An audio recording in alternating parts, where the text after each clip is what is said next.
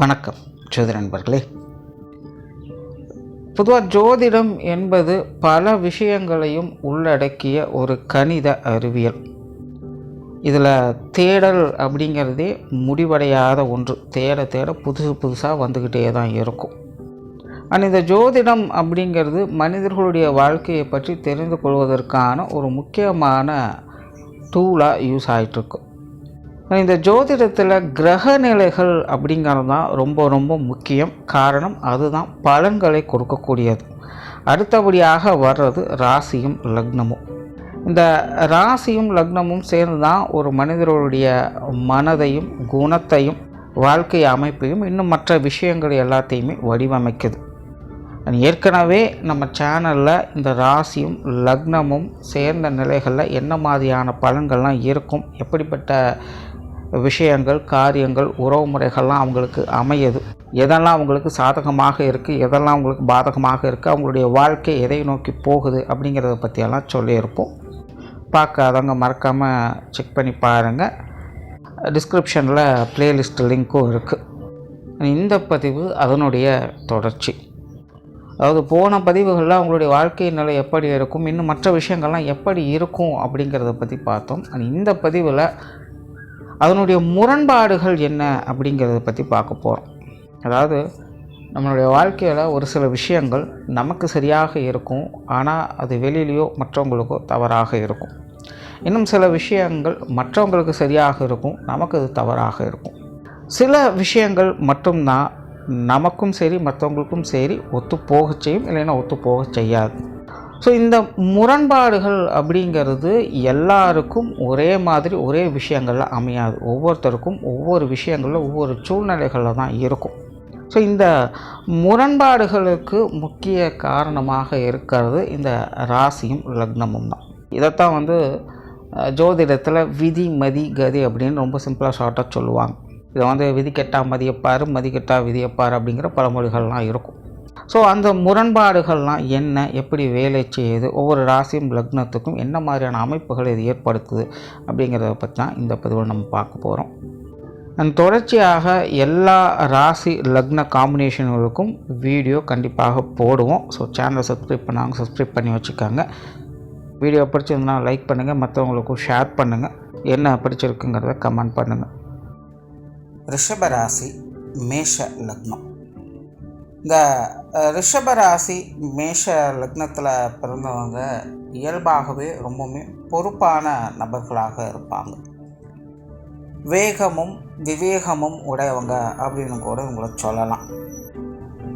நானாக எந்த வம்புக்கும் போக மாட்டேன், ஆனால் வந்த வம்பை விடமாட்டேன் அப்படிங்கிற குணம் இவங்களுக்குள்ளே எப்போவுமே இருக்கும். சிம்பிளாக சொல்லணும்னா இவங்க மனசால் சாதுவானவங்க, ஆனால் குணத்தால் வீர தீரம் மிக்கவங்களே. ஸோ இவங்களுக்கு இந்த முரண்பாடுகள் அப்படிங்கிறது ரொம்ப பெரிய அளவிலலாம் வேலை செய்யாது, ஆனால் மைல்டாக கண்டிப்பாக வேலை செய்யும். என்னென்னா இவங்க இயல்பாகவே ஒரு சென்டிமெண்ட் பீரியட், எல்லார்கிட்டேயுமே அன்பாகவும் பாசமாகவும் பழகணும், எப்போவுமே ஒன்றா அன்பாக இருக்கணும் அப்படின்லாம் எதிர்பார்க்கக்கூடியவங்க. ஆனால் இவங்கக்கிட்ட எப்போ பாரு ஒருவித கருத்து வேற்றுமைகளோ இல்லை சண்டை சச்சரவுகளோ இருந்துக்கிட்டே இருக்கும். குறிப்பாக இது குடும்ப உறவுகளில் அதிகமாகவே பிரதிபலிக்கும். இயற்கையாகவே இவங்களுடைய சுபாவம் அப்படிங்கிறது இவங்க குடும்ப பிரியர்கள் தான். குடும்பத்திற்காக தன்னுடைய வாழ்க்கையை அர்ப்பணிக்கக்கூடியவங்க அப்படின்னு இவங்களை சொல்லலாம். இவங்களுடைய மொத்த வாழ்க்கையுமே உங்களுடைய குடும்பத்துக்குள்ளே தான் அடங்கும். குடும்பம் நல்லா இருந்ததுன்னா இவங்களும் நல்லா இருப்பாங்க, குடும்பம் கஷ்டப்பட்டதுன்னா அப்படின்னா இவங்களும் ரொம்ப மோசமான நிலையில் கஷ்டப்படுவாங்க. ஸோ இவங்களுடைய பலமும் சரி பலவீனமும் சரி அவங்களுடைய குடும்பம் தான். ஸோ எக்காரணம் கொண்டு எதற்காகவும் தன்னுடைய குடும்பத்தை இவங்க என்றைக்கும் விட்டு கொடுக்கவே மாட்டாங்க. எப்போ பாரு குடும்பத்தில் இருக்கிறவங்கள வம்பு இழுக்கிறதோ அல்லது ஏதாவது ஒரு கருத்து வேற்றுமைகளோடு பேசிக்கொண்டு இருப்பதோ இவங்களுடைய சுபாவமாக இருக்கும். அதாவது மனிதர்களுக்கே உண்டான ஒரு இயல்பு என்ன அப்படின்னா, நமக்கு ஒருத்தர் ரொம்ப பிடிச்சது அப்படின்னா எப்போ பாரு அவங்கள சீண்டி விட்டுட்டும் வம்பு இழுத்துக்கிட்டே இருக்கும். கிட்டத்தட்ட அந்த ஒரு சுபாவம் இவங்கக்கிட்ட அதிகமாக இருக்கும். இது நார்மலான ஒரு விஷயம்தான். பட் இது எப்போ பிரச்சனையாக மாறும் அப்படின்னு பார்த்தீங்கன்னா, சுய ஜாதக ரீதியாக அவங்களுடைய கிரக அமைப்புகளை பொறுத்து. சுய ஜாதகம் நல்லபடியாக இருந்தது அப்படின்னா இவங்களுடைய சீண்டல்கள் பேச்சுவார்த்தைகள் என்னதான் முரண்பட்ட நிலைகள் இருந்தாலும் அதையெல்லாம் சரி பண்ணி அப்படி கொண்டு போயிடுவாங்க, பிரச்சனை இருக்காது. எப்படி இவங்க பேசி சங்கடத்தை உண்டு பண்ணுறாங்களோ அப்படி பேசியே அந்த விஷயத்தை சரி பண்ணவும் செஞ்சுடுவாங்க. ஒரு வேளை ஜாதகம் இவங்களுக்கு சரியாக கை கொடுக்கல அப்படிங்கிற பட்சத்தில் இவங்க என்னதான் நல்ல விஷயங்களே எடுத்து சொன்னாலும் அது மற்றவங்களுக்கு ஆகாததாக தான் தெரியும். இதனால் நிறைய முரண்பாடுகள் அப்படிங்கிறது ஏற்படும். அண்ட் இதில் இன்னொரு விஷயமும் இருக்குது. கால நேர அமைப்பின்படி நல்ல காலங்கள் இருந்தது அப்படின்னாலும் இந்த மாதிரியான பிரச்சனைகள் இருந்தாலும் அதை ஈஸியாக சமாளிச்சுட்டு போயிடுவாங்க. எல்லாரும் இவங்ககிட்ட சகஜமாக இருப்பாங்க. சும்மா இருங்க, வம்பெடுக்காதீங்க, இம்சை பண்ணாதீங்க அப்படிங்கிற மாதிரி சிம்பிளாக போயிடுவாங்க. அது எப்போவுமே சிரிச்சுக்கிட்டு வேடிக்கையாக போயிடும். ஆனால் போதாத காலங்கள் அப்படின்னு வரும்பொழுது இவங்க யதார்த்தமாக சாதாரணமாக செய்யக்கூடிய விஷயங்களும் பேசக்கூடிய வார்த்தைகளும் மற்றவங்களுக்கு தேள் கொட்டின மாதிரி இருக்கும். ஸோ அந்த கால நேரங்கள் வரும்பொழுது இவங்களுக்கு எப்படி இருக்கும்னா, நான் எப்பவும் போல் கேஷுவலாக தானே பண்ணேன், பேசினேன், நீ ஏன் அதை இப்படி சீரியஸாக எடுத்துக்கிற அப்படின்னு மற்றவங்கள பார்த்து கேள்வி கேட்குற மாதிரி ஆகிடும். இதை போதாத காலங்கள் அப்படின்னு வரக்கூடிய கால நேரங்களையும் இவங்க இந்த மாதிரியான பிரச்சனைகளுக்குள்ளே அதிகமாக சிக்கிறாங்க. ஸோ அதனால் முன்னாடியே சொன்ன மாதிரி இவங்களுடைய பலமும் சரி பலவீனமும் சரி அது இவங்களுடைய பேச்சுவார்த்தைகள் தான். அதை கால நேரத்துக்கு தகுந்த மாதிரி இவங்களுக்கு அதை பயன்படுத்த தெரியணும். இயற்கையாகவே இவங்கக்கிட்ட ஒரு விதமான லேசினஸ் அப்படிங்கிறது இருக்கும். அதாவது குணத்தால் இவங்க செயல் வீரர்களாக இருந்தாலும் மனசால் இவங்க சுகப்பிரியர்களாக இருப்பாங்க. ஸோ ரிஸ்க் எடுக்கக்கூடிய விஷயங்கள் அப்படிங்கிறது இவங்களுக்கு செட் ஆகிறது இல்லை. நார்மலாகவே ரிஷபராசி அப்படிங்கிறது அவங்க ஹார்ட் ஒர்க் பண்ணுவாங்க. பட் ரிஸ்க் எடுக்க அவங்க என்றைக்கும் தயாராக இருக்க மாட்டாங்க. சேஃப்டியாக தான் ட்ராவல் பண்ணோம் அப்படின்னு நினைப்பாங்க. ஸோ லைஃப்பில் எந்த ஒரு விஷயத்துலையுமே தேவையில்லாமல் போய் சிக்கிக்க கூடாது அப்படிங்கிறது ரொம்பவுமே கான்சியஸாக இருப்பாங்க. ஆனால் இவங்களுடைய குணம் அப்படிங்கிறது இதுக்கு அப்படியே ஆப்போசிட். நான் ரிஸ்க் எடுக்க தயார், நான் இதை செஞ்சு முடிச்சே ஆகணும், என்னால் இது முடியும், இவங்க முன்னாடி நான் சாதித்து காட்டுறேன் பார் அப்படிங்கிற தீவிர வேட்கையும் மிகவும் உத்வேகமான குணத்தையும் இவங்க கொண்டவங்களாக இருப்பாங்க. ஸோ அதனால் என்னதான் இவங்களுடைய மனமானது சில நேரங்களில் வேண்டாம் அப்புறம் பார்த்துக்கலாம் அப்படின்னு விட்டாலும் கூட இவங்க தன்னை அறியாமலே ஒரு சில காரியங்களில் ஈடுபடவும் செய்வாங்க. சில நேரங்களில் அது இவங்களுக்கு சாதகமாகவும் வேலை செய்யும். அதுதான் பெரிய விஷயம்.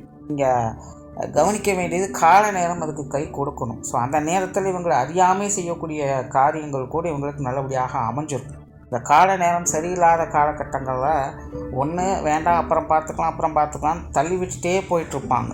இல்லை நான் அவசரப்பட்டு அந்த காரியத்தில் இறங்கி அந்த விஷயங்களை சுதப்பிடுவாங்க. ஸோ இந்த மாதிரி காரிய ரீதியான முரண்பாடுகள் அப்படிங்கிறதும் இவங்களுக்கு உண்டு. அண்ட் சில நேரங்களில் மற்றவங்களை அட்ராக்ட் பண்ணணும் அப்படிங்கிற நோக்கத்தோடு இவங்க செயல்படுவாங்க.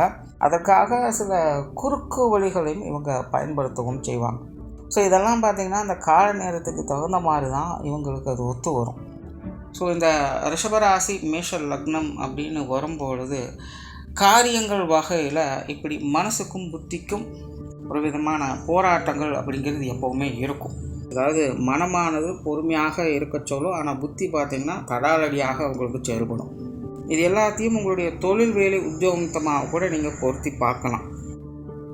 நார்மலாக இவங்களுடைய ஜீவன அமைப்புகள் அப்படிங்கிறது கொஞ்சம் சக்ஸஸ்ஃபுல்லாகவே இருக்கும். இவங்க இயற்கையாகவே தன்னுடைய விருப்பம்படி செயல்படக்கூடியவங்களாக இருப்பாங்க.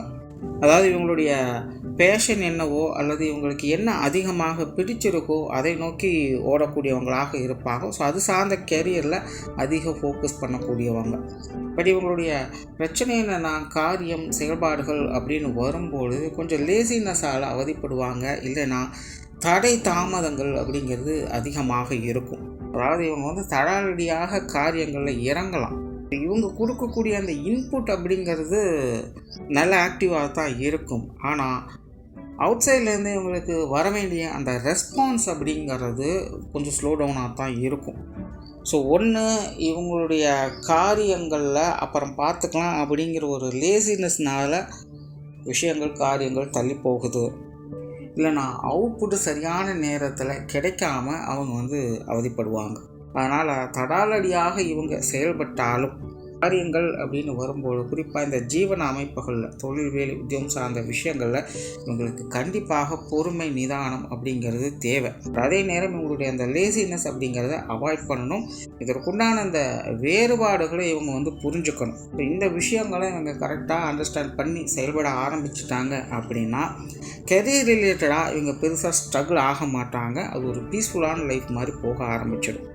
என்னதான் பிரச்சனைகள் சிக்கல்கள் இல்லை மந்தமான சூழ்நிலைகள் வந்தாலும் கூட அதை பர்ஃபெக்டாக ஹேண்டில் பண்ணி ஒரு பீஸ்ஃபுல்லான விஷயங்களை பார்த்து வருவாங்க. குடும்ப வாழ்க்கை அப்படின்னு பார்க்கும்போது நடச்சின மாதிரி குடும்ப வாழ்க்கை இவங்களுக்கு பிடித்தமான விஷயம் குடும்ப பொறுப்புகள் உணர்ந்தவங்களாகவும் குடும்ப பொறுப்புகளை சுமக்கக்கூடியவங்களாகவும் இவங்க இருப்பாங்க.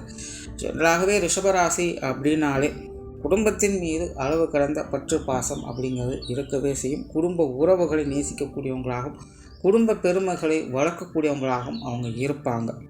ஆனால் எது இங்கே உனக்கு கொடுக்கப்பட்டதோ அது இங்கேயே எடுக்கப்பட்டது அப்படின்னு சொல்கிற மாதிரி தான் ரிஷபராசிக்கு இந்த குடும்ப விஷயங்கள் குடும்ப உறவுகளை இவங்க பார்த்து நல்ல கட்டமைப்போடு எல்லாத்தையும் அமைத்து கொண்டாலும் குடும்ப உறவுகளுக்குள்ளே வரக்கூடிய அந்த கான்ட்ரவர்சி நிலைகளை இவங்களால் தவிர்க்கவே முடியாது. அதிலும் குறிப்பாக கணவன் மனைவி உறவுகளுக்குள்ளே இது அதிகமாக தென்படும். உண்மையிலேயே இவங்க வாழ்க்கை துணியை நேசிக்கக்கூடியவங்க தான். இந்த காதல் அன்பு போன்ற விஷயங்களில் ஆர்வம் உடையவங்க. இயற்கையாகவே இந்த ரிஷபராசி அப்படின்னாலே சென்டிமெண்ட் பீரியட் தான். அதுவும் குறிப்பாக இந்த காதல் உறவுகள் திருமண வாழ்க்கை அப்படின்னு வரும்போது இது இன்னும் கொஞ்சம் கூடுதலாகவே வேலை செய்யும். ஸோ இயற்கையாகவே இந்த திருமண வாழ்க்கை காதல் சம்மந்தப்பட்ட விஷயங்கள்லாம் மனதளவில் எக்ஸ்பெக்டேஷன்ஸ் அப்படிங்கிறது அதிகமாக இருக்குது. அதே மனதாலேயே இவங்களே முரண்பாடுகளாகவும் செயல்படுவாங்க. ரிஷபராசி மேஷ லக்னம் அப்படின்னு வரும்பொழுது திருமண வாழ்க்கை அப்படிங்கிறது செட் ஆகிடும். இவங்களுக்கு அமைப்புகளில் எந்த ஒரு குறையும் வைக்கிறது இல்லை. உண்மையிலே இவங்களுக்கு ஏற்ற ஒரு வாழ்க்கை துணை தான் அமைவாங்க. இவங்களுக்கு கட்டுப்பட்ட ஒரு வாழ்க்கை துணையும் அமைவாங்க அப்படின்னும் சொல்லலாம். அது ஆணாக இருந்தாலும் சரி பெண்ணாக இருந்தாலும் சரி வாழ்க்கை துணையை எப்படி மேனேஜ் பண்ணணும் எப்படி கரெக்ட் பண்ணணும் அப்படிங்கிறது எல்லாமே அந்த சூத்திரம் தந்திரம் எல்லாம் தெரிந்த ஒரு குணம் இவங்ககிட்ட இயற்கையாகவே இருக்கும். ஸோ அதனால் இவங்களோட திருமண வாழ்க்கை அப்படிங்கிறது அமைப்புகளில் எந்த ஒரு பிரச்சனையும் இருக்கிறது இல்லை. ஆனால் கணவன் மனைவி உறவுகள் காதல் விஷயங்கள் அப்படின்னு வரும்பொழுது கருத்து வேற்றுமைகள் அதிகமாக இருக்கும். ஓயாமல் வாய்ச்சண்டை அப்படிங்கிறது இருந்துக்கிட்டே தான் இருக்கும். நின்னாலும் குத்தம் உட்கார்ந்தாலும் குத்தம் அப்படின்னு எதை எடுத்தாலும் எதையாச்சும் ஒன்று நொட்ட சொல்லிக்கிட்டே இருப்பாங்க. ஸோ கணவன் மனைவி உறவுகளுக்குள்ள இந்த பேச்சுவார்த்தைகளால் வரக்கூடிய முரண்பாடுகள் கருத்து வேற்றுமைகள் போன்ற விஷயங்களை இவங்களுடைய லைஃப்பில் தவிர்க்கவே முடியாது. ஸோ கால நேரம் நல்லா இருந்தது அப்படின்னா இது எல்லாத்தையும் ஊழல் சார்ந்த விஷயங்களாக எடுத்துக்கலாம். கால நேரம் சரியாக அவங்களுக்கு கை கொடுக்கல அப்படின்னா நீ எப்படி என்னை இப்படி சொல்லலாம் அப்படின்னு அவங்களும் வம்புக்கு இழுக்க ஆரம்பிச்சிடுவாங்க. கடைசியில் இது பெரிய பிரச்சனையாகவே போயிட்டே இருக்கும். ஆனால் திரும்ப எல்லாம் சரி ஆகிடும் அப்படின்னு வைங்களேன். ஆனாலுமே குறிப்பிட்ட ஒரு சில காலகட்டங்களுக்கு இந்த கணவன் மனைவி உறவுகள் அப்படிங்கிறது பெரிய அளவில் மனஸ்தாபங்களை கொடுக்கும். அதுக்கு இவங்களுடைய பேச்சுவார்த்தைகளை வளர்த்தது தான் பெரிய காரணமாகவும் அமையும். இப்போ அதனால் இந்த ரிஷபராசி மேஷ லக்னம் அப்படின்னு வரும்பொழுது திருமண வாழ்க்கையில் கணவன் மனைவி உறவுகளுக்குள்ள பேச்சுவார்த்தைகளில் கான்ட்ரவர்சி இல்லாமல் பார்த்துக்கிறது நல்லது. பட் இது சொல்கிறது ஈஸி, பட் உண்மையிலே அது அப்படி அமையிறது அப்படிங்கிறது கஷ்டம். அதனால் அதை புரிஞ்சுக்கிட்டு அதுக்கு தகுந்த மாதிரி செயல்படுறது உங்களுடைய திருமண வாழ்க்கைக்கு நல்லது. பெற்றோர்களுடைய விஷயங்கள் இது ஓரளவுக்கு கொஞ்சம் கண்ட்ரோலாக இருக்கும் அப்படின்னு சொல்லலாம். இயற்கையாகவே ரிஷபராசி அப்படிங்கும்போது பெற்றோர்கள் மேலே மதிப்பு மரியாதை அதிகமாகவே இருக்கும். மேஷ லக்னம் அப்படிங்கும் பொழுதும் இது இன்னும் சிறப்பாகவே வேலை செய்யும். ஸோ இவங்களுடைய பெற்றோர்களுடைய அமைப்புகள் அப்படிங்கிறது உங்களுக்கு எப்போவுமே நல்லபடியாகவே அமைஞ்சிடும். பட் அந்த கருத்து வேற்றுமைகள் அப்படிங்கிறது கொஞ்சம் இருக்கத்தான் செய்யும். இந்த பெற்றோர்களுக்கு என்ன தான் பார்த்து செஞ்சாலும் இவங்களுடைய பெற்றோர்கள் சில விஷயங்களில் இவங்க கொஞ்சம் குற்றம் குறை சொல்லக்கூடியவங்களாக தான் இருப்பாங்க. ஸோ அதனால் உங்களுக்கு என்ன செஞ்சாலும் பத்தாது அப்படின்னு சலிச்சுக்கிற மாதிரியான சில விஷயங்கள் பெற்றோர்கள் வகையில் போகும். பெற்றோர்கள் அப்படிங்கும்பொழுது இந்த சலிப்பு தட்டக்கூடிய விஷயங்கள் தான் முரண்பாடுகளாக இருக்கும். உடன்பிறப்புகள் அப்படின்னு வரும்பொழுது நார்மலாகவே இந்த ரிஷபராசி மேஷ லக்னக்காரங்க உடன்பிறப்புகள் மேலே அதீத பற்று பாசம் வச்சிருப்பாங்க. ஒருவேளை பாசம் பிரியம் இல்லை அப்படின்னாலும் கூட அவங்களுடைய விஷயங்கள் காரியங்கள் அதிக ஈடுபாடுகளை காட்டக்கூடியவங்களாகத்தான் இருப்பாங்க. அதாவது அவங்களுக்கு பிடிக்குதோ பிடிக்கலையோ பட் இவங்க அவங்களுக்கு ஃபுல் சப்போர்ட்டாக தான் எப்போவுமே இருப்பாங்க. மூத்தவங்களோ இளையவங்களோ ஓடி ஓடி அவங்களுடைய வாழ்க்கையை முன்னேறுவதற்காக இவங்க உத்வேகம் கொடுத்துக்கிட்டே இருப்பாங்க. ஸோ யார் என்ன சொல்லிட்டாலும் சரி, ஏன் இவங்களுக்கே சில நேரங்களில் பிடிக்குதோ அதை பற்றியெல்லாம் இங்கே பிரச்சனையே கிடையாது. எப்படி இருந்தாலும் தன்னுடைய உடன்பிறப்புகளுக்கு இவங்க சப்போர்ட் பண்ணிகிட்டே தான் இருப்பாங்க. ஸோ எதுவுமே அளவுக்கு மீனால் அமுதம் நஞ்சு அப்படிங்கிறது பழமொழி. ஸோ இந்த உடன்பிறப்புகள் வகையில் இந்த மாதிரியான ஓவர் சப்போர்ட் பண்ணுறதுனாலையோ இல்லை சில விஷயங்களை அவங்க அட்ஜஸ்ட் பண்ணி போகாததன் மூலமாக வரக்கூடிய சிக்கல்கள் அப்படிங்கிறது வந்து போகும். இது உடன்பிறப்புகள் வகையில் முரண்பாடுகளாக இருக்கும். குழந்தைகளுடைய விஷயங்கள், சொத்து சுகங்களுடைய அமைப்புகள், இது எல்லாமே இந்த ரிஷபராசி மேஷ லக்னக்காரங்களுக்கு சிறப்பாகவே இருக்கும். இதில் ஒரு குறையும் கிடையாது. எல்லாமே ஒரு அனுசரியான நிலைகளே இருக்கும்னு சொல்லலாம். புத்தி ஆகட்டும், மனமாகட்டும், இந்த விஷயங்கள் ஒரு கம்ஃபர்ட் ஜோன்லேயே இது ட்ராவல் பண்ணிகிட்டு இருக்கும். பட் அதுவே உற்றார் உறவினர்கள், நண்பர்கள் அப்படின்னு வரும்பொழுது கண்டிப்பாக இந்த ரிஷபராசி மேஷ லக்னம் அப்படிங்கிறது ஒரு கான்ட்ரவர்சியான நிலைகளில் தான் செயல்படும். அதாவது இவங்களுக்கு ஒத்து வரும்போது அவங்களுக்கு ஒத்து வராது, அவங்களுக்கு ஒத்து வரும்போது இவங்களுக்கு ஒத்து வராது அப்படிங்கிற நிலை தான். நிறைய முரண்பாடுகள் இந்த உற்றார் உறவினர்கள், நண்பர்கள் வகையில் தான் அதிகமாக இருக்கும். நம்ம சரின்னு நினைக்கிறது அங்கே தவறாக தான் இருக்கும். நம்ம தவறு நினைக்கக்கூடிய விஷயங்கள் அங்கே சரியாக போயிடும். ஸோ மனமாகட்டும், புத்தி ஆகட்டும், ஒரு சரியான நிலைகளில் முடிவெடுக்கிறதுல தடுமாற்றம் அப்படிங்கிறது இந்த உற்றார் உறவினர்கள், நண்பர்கள் வகையில் அதிகமாக இருக்கும். சரினும் தவறுனும் சொல்லவே முடியாது. பட் கால நேரம் அப்படிங்கிறது எப்போவுமே ஒரு முரண்பாட்டு நிலைகளையே இது செயல்பட்டுக்கிட்டு இருக்கும். ஸோ இவங்களை சுற்றி இருக்கிறவங்க நல்லவங்களா இல்லை கெட்டவங்களா அப்படின்னு புரிஞ்சிக்கவே முடியாது. குறிப்பாக இந்த ரிஷபராசி மேஷ லக்னக்காரங்களுக்கு முகத்துக்கு முன்னாடி ஒன்று பேசுகிறவங்களும் முகத்துக்கு பின்னாடி ஒன்று பேசுகிறவங்களும் தான் அதிகமாக இருப்பாங்க. ஸோ அதெல்லாமே இவங்களுடைய வாழ்க்கையில் இவங்க அட்ஜஸ்ட் பண்ணி போய் தான் ஆகணும். அது எப்படி இவங்க அப்படி இருக்கலாம் அப்படின்னு கேள்வி கேட்க ஆரம்பிச்சிட்டோம் அப்படின்னா அதுக்கு முடிவே இருக்காது. கடைசி வரைக்கும் கேட்டுகிட்டே இருக்க வேண்டியது தான். அது ஒரு ஆதி அந்தம் இல்லாத, ஒரு எண்டே இல்லாத சர்க்கிள் மாதிரி போய்கிட்டே இருக்கும். ஸோ அதனால் இந்த ஒரு விஷயங்களை பொறுத்த வரைக்கும் இவங்க எப்போவுமே ஜஸ்ட் லைக் தட் மாதிரி கடந்து போகிறது தான் நல்லது. அதாவது கிளியராக புரிஞ்சுக்காங்க, நல்லவங்க கெட்டவங்க அப்படின்னு யாரையுமே பிரித்து பார்க்கவே முடியாது. இன்றைக்கி நல்லவங்களாக இருக்கவங்க நாளைக்கு கெட்டவங்களாக மாறுவாங்க, இன்றைக்கி கெட்டவங்களாக இருக்கவங்க நாளைக்கு நல்லவங்களாக மாறுவாங்க. இப்படி தான் இந்த ராசி லக்னத்துக்கு செயல்பட்டுக்கிட்டு இருக்கும். ஸோ அதுக்கு தகுந்த மாதிரி தான் நீங்களும் கொஞ்சம் மாறி மாறி செயல்பட வேண்டியதாக இருக்கும். பட் இந்த ராசி லக்னத்தை பொறுத்த வரைக்கும் இதை புரிஞ்சுக்கிறது, அடாப்ட் பண்ணுறது அப்படிங்கிறதும் கொஞ்சம் சிரமம்தான். ஸோ ஓவராலாக ரிஷபராசி மேஷ லக்னத்தை பொறுத்த வரைக்கும் இந்த மாதிரியான விஷயங்கள் தான் முரண்பாடுகளாக அவங்களுக்கு அமையுது.